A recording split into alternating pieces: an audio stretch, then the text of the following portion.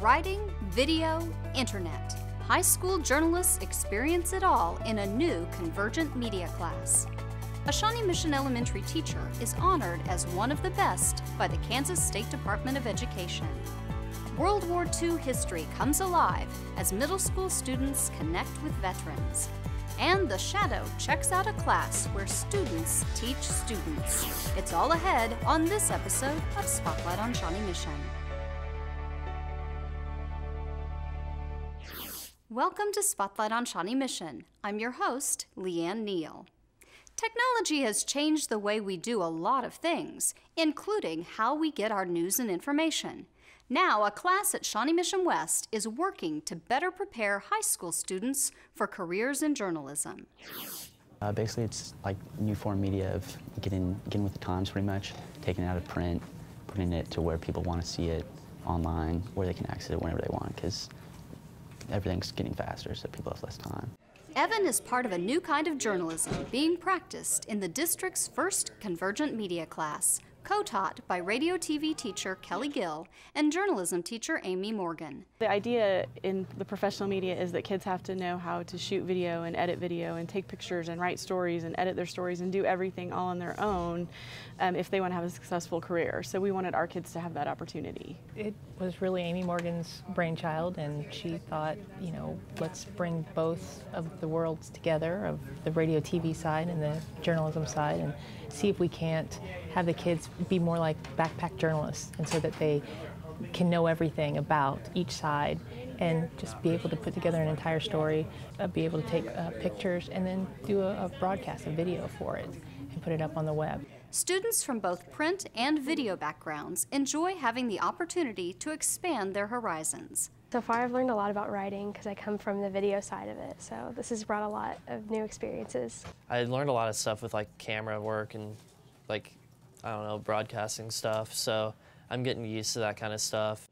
Instead of creating a traditional print or broadcast product, the students take their work directly to the internet, and Morgan thinks that's been the biggest adjustment. It's been a challenge for the kids to think in terms of the immediacy of the internet, because they're used to doing a print product or the broadcast show where they have a lot more time to put something together. We have to always be fast-paced and always be doing something, and I didn't really anticipate that when I came into it, but I like it. I like the fast pace, getting things done and getting things up on the internet as fast as we can. We get to do so much, like we get to work on filming and editing, and we get to write and take pictures, and so it's just backpack journalism at its finest.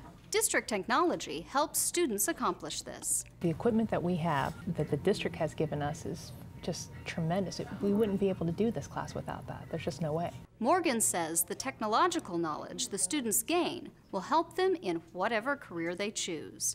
They're certainly learning technology skills that they can use in multiple fields. They're learning all sorts of things about responsibility and meeting deadlines and working with people. So even if they're not interested in journalism, I feel like they still get a lot out of it. I definitely like the fact that this is the only Convergent Media class in the district right now, so that's kind of cool. And I feel like that being able to basically start everything on my own, like we're starting from scratch. So basically trying to invent something and start something new has been kind of cool for me this year to do.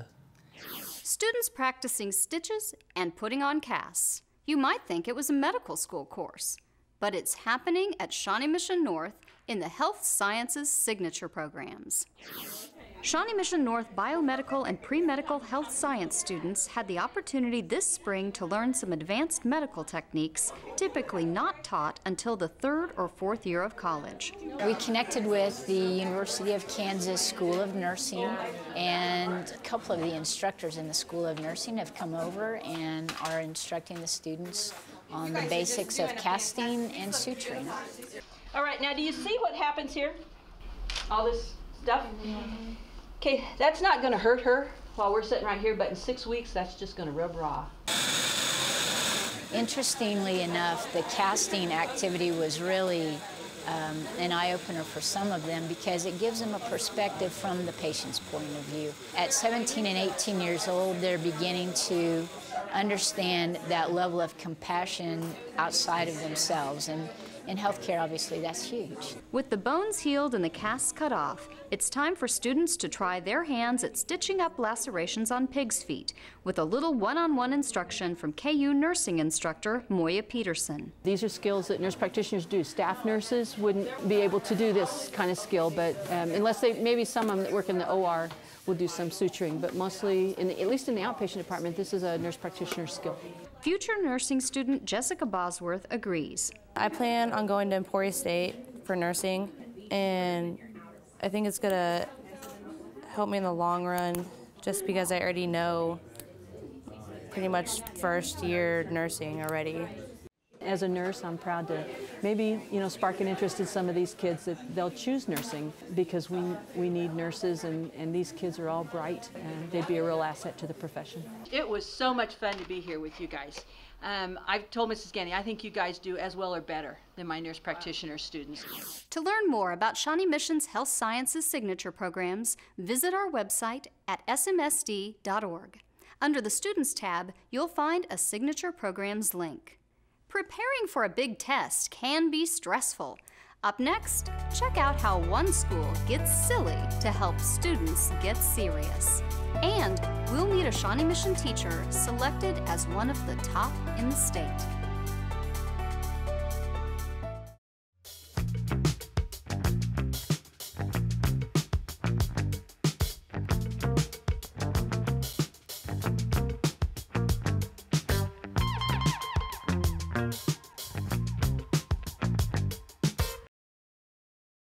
Hi, my name's Coleman and I go to Westwoodview Elementary School.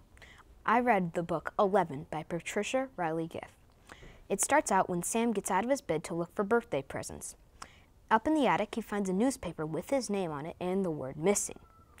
Unfortunately, Sam can't read, so the rest of the story is not discovered. At school, though, he eats lunch with a girl, Caroline, who can't stop reading. In fact, Sam's teacher assigns them to work on a project together. When Sam has her over to work on it, they discover that Sam disappeared in a boating accident. Later on, Sam rebuilt a toy boat made of wood that he found in the attic. But since Mac, his grandfather, is afraid of water, how could he have built it? On top of all this, Caroline has to leave town soon. So, will Sam ever find out the truth about his past before Caroline leaves? Find out in 11 by Patricia Riley Giff. I rate this book 4 out of 5 stars for adventure, suspense, and a little action.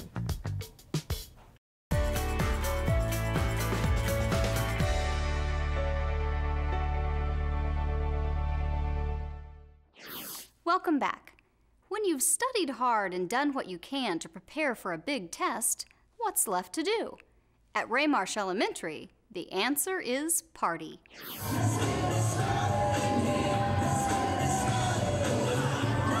Students from the whole school got together in the multipurpose room for a rally. The idea was to help students in grades 3 through 6 get pumped up about taking the state assessments. Everybody, including Ray the Cougar, got in on the action. The younger students showed their signs of support, including this message to do your best on the test from T-Rex and Zachary. Jamie Stokes, Shawnee Mission graduate and Miss Kansas USA 2010, remembers that the testing can be long and tiring, but she had some advice for the students. If you just stay positive and keep on trying your best, you guys will do awesome.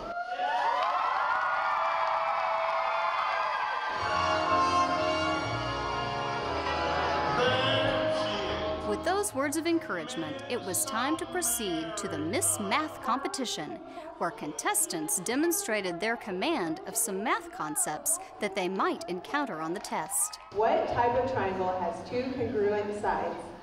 My answer is an isosceles triangle.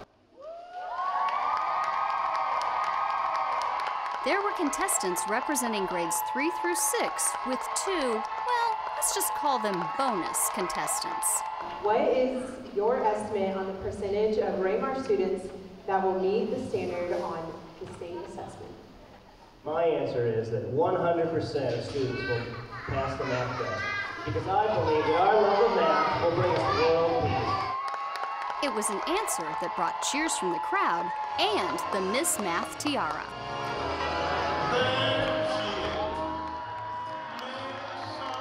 This pretest rally has become an annual event for many schools in the district.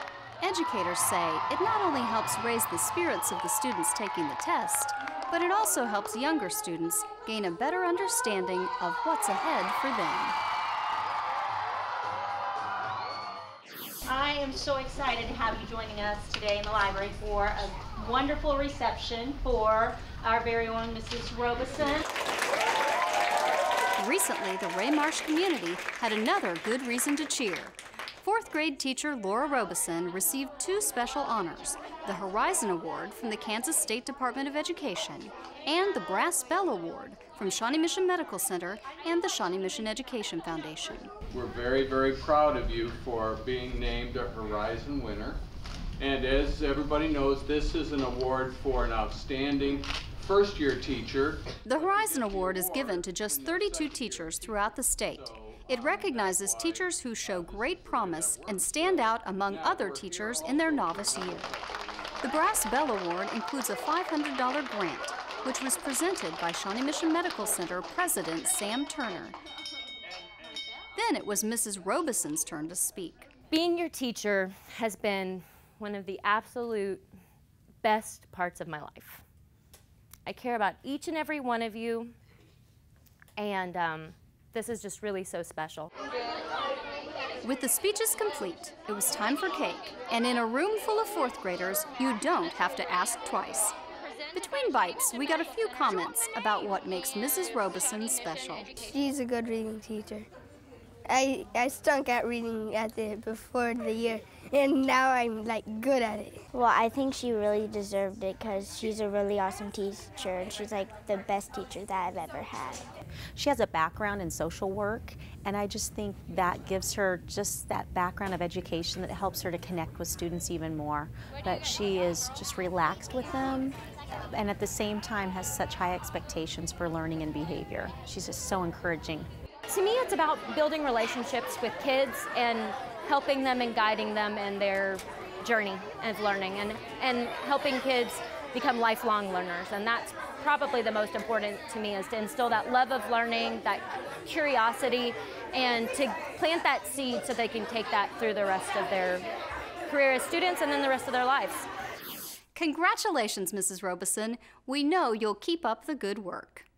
Shawnee Mission educators are always looking for creative ways to bring their lessons to life. When we come back, high school students get a taste of state politics, and middle school students learn from the greatest generation.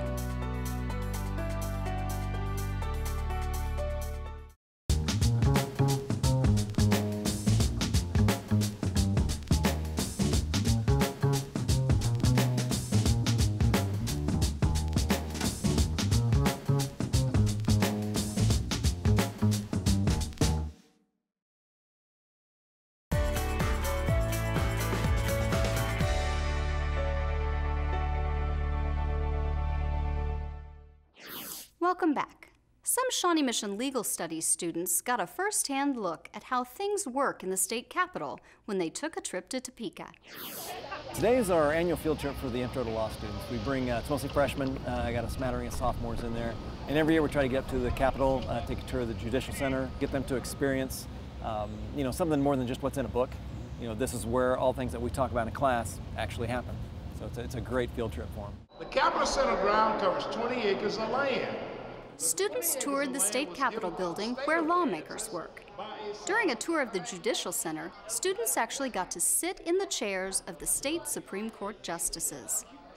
Most kids don't get to see the inside of that building, and so by taking the kids in there, they get to actually sit in the seats and the chairs where the 7 Supreme Court justices from the state of Kansas actually get to sit, where those decisions are made. It's a great way to learn about Kansas and just how the legal program works. We just learned about the history and what they do there and how that affects every other person that lives in Kansas. I learned a lot today. I learned a lot about the history, more than I was expecting actually. I already knew from class quite a bit about how our system works, but I learned about how it came to work this way. Since 1885. To learn more about the district's Legal Studies Signature Program, go to our website at smsd.org. Under the Students tab, you'll find a link for the Signature Programs page. While high school students gained new appreciation for what goes on in our state capitol, middle school students learned about World War II from those who were there. All right, so I think we should just start off by you telling us kind of what you did during the war. I was a battalion surgeon. Local veterans came to Trailridge and Indian Hills to share their stories and help bring this part of history to life for these 8th grade students. They are talking to an individual vet, they one-on-one, mano a mano, they've got access to that vet to hear his story and then the opportunity to write it up. And so they're going to feel closer to World War II just as a result of interacting with the guys. I'm doing a project on Mauthausen, which is a concentration camp which specialized in working people to death. And luckily enough, there was Dr. Kramer, who was a medic at Mauthausen. He treated all the survivors, so that was like a really great opportunity. I will say for those prisoners of war, I've never seen such wonderful people. How they endured what they endured, I don't know. But they'll always hold a place in my heart. There is nothing like hearing firsthand stories. It's very different when you read about it in a textbook versus hearing the stories from an actual person. They put the face with the name, and the story comes alive. What was it like? You were there when they raised the flag, right? Yeah. What was it like? What did it feel like to see that American flag? I think it was the 4th morning when the word came out, look to Suribachi, and when you see the flag up there was just a roar the whole island. It was just like a hooray, you know. It was really a morale booster. This is the top secret of invasion of Japan. So I think it's very important that the students have time and the opportunity to meet with these people while they are still here.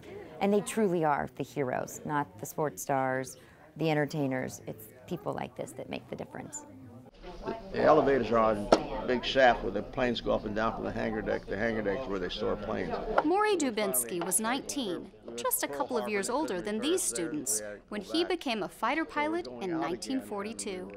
It was scary, very scary all the time. We were alone in the plane. I don't know if you ever get used to it, but we knew the job had to be done, and we were doing our duty as citizens of the United States. There's a gentleman here, he speaks about D-Day, the D-Day landings. They can't believe that someone actually went through that and lived through that part of time. I was a company commander in the 16th Infantry of the 1st Infantry Division. At the time we landed in Normandy, my regiment was the 1st Regiment ashore on Omaha Beach, and I lost 48 men in my company out of 180 the first day. And in my regiment, we lost 35 officers and 950 men in the first 24 hours. In recognition of Brooks' outstanding service, the President of France recently appointed him a Knight in the French Legion of Honor. Those were little native babies in New Guinea. Virginia Summers was one of the 250,000 women who volunteered for duty. She served as a nurse in the Pacific Theater. I'm glad that I did what I did, and I'd do it again if I had to, but I don't want to. Another of the women who served, Margaret Davison, shared the story of how she ended up overseas. I had just finished my internship in dietetics in Seattle, Washington, King County Hospital, and there were 8 in my class, and our supervisor encouraged us to volunteer. And 3 of us did. Well, it's a tiny island. 2 of the girls asked for overseas duty. I asked to stay in the States, and I was the only one of the 3 that got out of the country. Typical Army. I think it was a lot better just talking to someone who's there because, I mean, in a book you only get the facts, but you actually get stories from someone who's there, and you get like how actually people felt in the war, and yeah. So it's a great opportunity for the kids. It's a great opportunity for the vets. Students at both schools completed special research projects following their interviews. Indian Hills also hosted a museum where students presented their work and the veterans displayed their memorabilia. Up next, Find out how some student entrepreneurs are growing their business. And The Shadow explores a positive kind of peer pressure.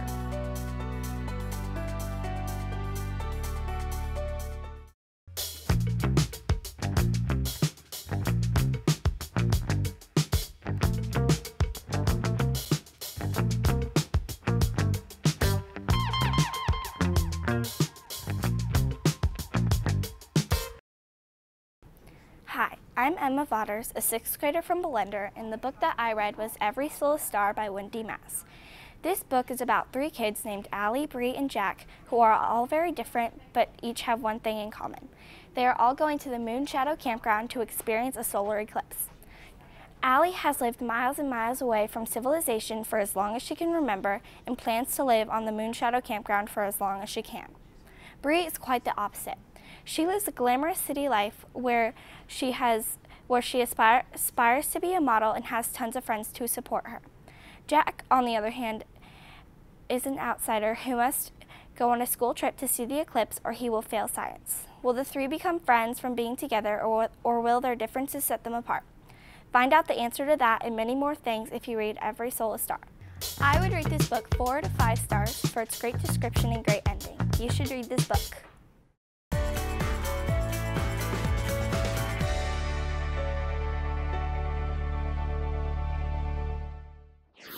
Transition students at Broadmoor Technical Center have found more success in their entrepreneurial endeavors. $10 is your change. Thank you very much. Thank you. For the past several years, the students have been planting and growing herbs, which they sell to the public each spring and all school year to the Broadmoor Bistro. Now the students have a new customer. Taste Restaurant has started purchasing microgreens from the students. And they were very supportive of the students and how we were growing them. We grow them organically, and they were very willing to work with us on that. So as long as the quality was good, they were willing to work with us, and so we kept the quality up. And they want to continue to work with us next year, so I was very pleased about that. Plunkett hopes that the program can add another restaurant or health food store in the future. For now, she's happy with the progress these students have made. I'm very, very proud of the students. They've done a remarkable job. Like I said 3 years ago, they didn't know, they didn't, like the master gardener said before, they didn't want to get their hands dirty, and now they're just, pros. So they've really come a long way. Sometimes the best way to learn is from a peer. That's the idea behind some high school classes across the district that combine student mentors with special education students. Today, The Shadow visits one such class at Shawnee Mission South, co-taught by special education teachers Julie Hockler and Laura Keithley. First thing we're going to do today is some role plays, okay? And then after that, we're going to be talking about yearbooks. This is interpersonal skills, and it consists of students with special needs that are in grades 9 through 12. And we have about 20 students in here, and then we have 10 mentors that are student mentors. We basically focus on social skills in here. We talk about everything from how to meet people, to signing yearbooks, obviously, to appropriate dating situations. We cover a lot. How our message is going to be different depending on who you're writing to. Okay, we have, good, close, personal friends. We have school pals. We have acquaintances, and what we write is going to vary depending on who it is we're talking to, right? All right, and that's the end. Well, that was nice. The cadet teachers actually bring a lot of the material to the classroom. They kind of observe our students in the halls, and they may notice like a behavior that is inappropriate or a skill that needs to be taught, and they'll come to us with ideas for role plays, and that's kind of how we run our curriculum. Like, it's my favorite class in the world, and like if you're having a bad day, you just come to this class and you always know that you'll be happy and it's just going to be a good day, because it's just the most fun you could ever have in a classroom is right here. I found out because actually in one of my classes there was a student who I was just feeling dealing with and like talking with, helping with projects, and I found out he was autistic. And one of the teachers suggested this class for me, and it's probably my favorite class. I'm probably going to continue this for my whole life, volunteering or doing any work I can. A lot of them have just grown so much, like in language. Like there's a few kids in this class that last year had almost zero language, and like this year they're so excited to be talking and have so much more. And it impacts us just because we form such close bonds with them, and like they become our close friends, and like we enjoy seeing them so much, and it's really great. This is one of the things that really I just think is so neat about the class. We require the cadet teachers to organize one stepping out a quarter with our IPS students, and it's for a grade, and they do an activity outside of school and they're given a grade for it. And these guys have gone so above and beyond this year.